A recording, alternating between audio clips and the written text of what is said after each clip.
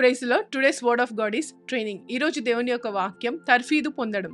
అంటే మన జీవితంలో ఏ విధంగా ట్రైన్ చేయబడుతున్నాం, మనము ఫిజికల్ బాడీ అందు, స్పిరిచువల్ బాడీ అందు ఏది విధంగా మనము ట్రైన్ చేయగలుగుతున్నాం అండ్ ఏది మచ్ బెటర్గా ఉంది అన్నది వాక్యంలో రాయబడి ఉంది. మనం చూసుకుంటే 1 Timothy chapter 4 verse 8లో physical training is good but training for godliness is much better అని రాయబడి ఉందండి. అంటే ఫిజికల్ ట్రైనింగ్ ఈజ్ గుడ్ అంటే మనం ఏదైతే మన యొక్క బాహ్య ఒక శరీరానికి ఏవైతే ట్రైనింగ్ మనం ఇస్తున్నామో అది మంచిది అని రాయబడి ఉంది ఇక్కడ.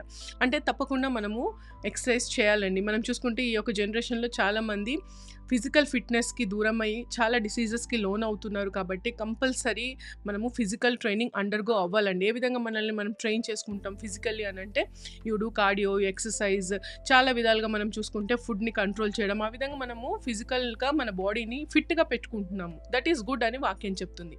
But training for godliness is much better అని రాయబడి ఉంది. అంటే వాక్యం త్రూ ఏ విధంగా మన జీవితంలో మన స్పిరిచువల్ మ్యాన్ని ఏ విధంగా మనల్ని ఫిట్గా మార్చుకోగలమంటే అది వాక్యం త్రూనే పాసిబుల్ అని ఇక్కడ మనం అర్థం చేసుకోవాలండి. మనం ఎప్పుడైతే దేవుని అందు ఆ టైం స్పెండ్ చేసి దేవునితో ఆ ప్రేయర్లో ఇంటిమేట్ రిలేషన్షిప్లో మనం ఉంటామో, ఆ విధంగానే వాక్యాన్ని మెడిటేట్ చేస్తూ అర్థం చేసుకుంటూ దేవునితో సహవాసిస్తూ ఈ లోకంలో మనము జీవిస్తూ ఉంటామో అది చాలా మంచిది, చాలా బెటర్ అని రాయపడి ఉందండి. మనం మన స్పిరిచువల్ మ్యాన్ని కూడా ఫిట్గా పెట్టుకోవాలని ఇక్కడ రాయపడి ఉంది. That is much better than physical fitness అని రాయపడి ఉంది. ఈ వాక్యం చూసి చాలామంది అనుకుంటారు మనం దేవుని యందు ఉంటే చాలు, ఫిజికల్ ఫిట్నెస్ ఉండవలసిన అవసరం లేదని. అలా కాదండి. Both are very important. మనం ఫిజికల్గా ఫిట్ ఉన్నప్పుడే మనం దేవుని రాజ్యానికి ఏమన్నా చేయగలం.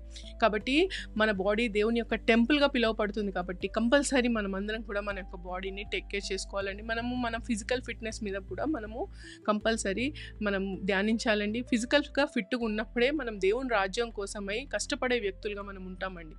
And this physical fitness will never give you quantity of life, it will increase the quality of life. అదే మనం చూసుకుంటే అండి స్పిరిచువల్గా మనం ఫిట్గా ఉంటే ఇట్ విల్ ఇంక్రీజ్ బోత్. అంటే క్వాలిటీ ఆఫ్ లైఫ్ ఇస్తుంది, క్వాంటిటీ ఆఫ్ లైఫ్ కూడా మనకి ఇస్తుందండి.